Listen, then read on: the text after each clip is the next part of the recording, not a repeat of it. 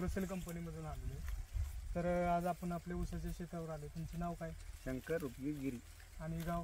टेनापूर, तालुका पाथरी, जिल्हा परभणी. बरं, आता तुमचा ऊस आपण बघतोय. साधारणतः तुम्ही म्हटल्यापासून ऊसाला जरा पाण्याची कमतरता जादा होती. हा, उन्हाळ्यात सुरुवातीला पाणी नव्हतं उन्हाळ्यात, बरोबर. त्यानंतर तुम्ही कुठलं खत वापरलं वगैरे, काय खताचं मॅनेजमेंट कसं केलं? खताचं मॅनेजमेंट म्हणजे आपला महालाभ गोंगे साहेबांना सांगितला होता आणि त्याच्यासोबत 10-26-26 DAP.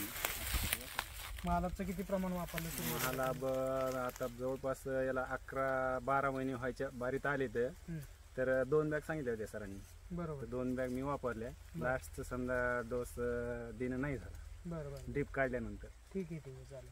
म्हणजे ग्रॅन्युअलची पण आपण तुम्ही ग्रॅन्युअलची सुरुवातीला टाकली, पावडरची लागवडी वेळेसच. बरं, आता यात फरक काय दिसतोय? म्हणजे जसं तुम्ही बाकीच्यांचे तुमचे नाही, फरक म्हणजे सर भरपूर फरक आहे. कारण उन्हाळ्यात आपल्याला मे मध्ये पाणीच नव्हतं राहिलं. बरोबर. आणि त्या पिरियडला म्हणजे कंडिशन अशी होती की जवळपास ऊस म्हणजे गेल्याच जमा होता. सर्व शेतकऱ्यांनी आजूबाजूला सांगितलं होतं की बाबा सोयाबीनसाठी रान तू रिकामं कर. पण मी म्हणलं नाही, आता जे होईल ते होईल. मग सुरुवातीला जून मध्ये पाऊस पडल्यानंतर जरा जमला. पुन्हा एक खताचा डोस दिला गोंगे साहेबांनी सांगितल्याप्रमाणे.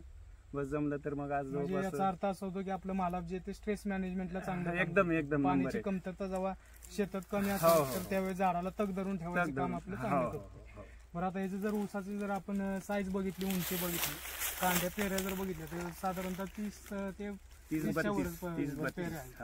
त्याची साईज पण चांगली असते. ऊसाची साधारणतः किलो जर मोजायचं म्हटलं तर 3 ते 4 किलोच्या 3-3.5 किलोच्या पुढे जाईल. तर तुम्ही काय सांगाल शेतकऱ्यांना? बाकी बस महालाभ वापरायचं. ओके, चालेल. सुरुवातीला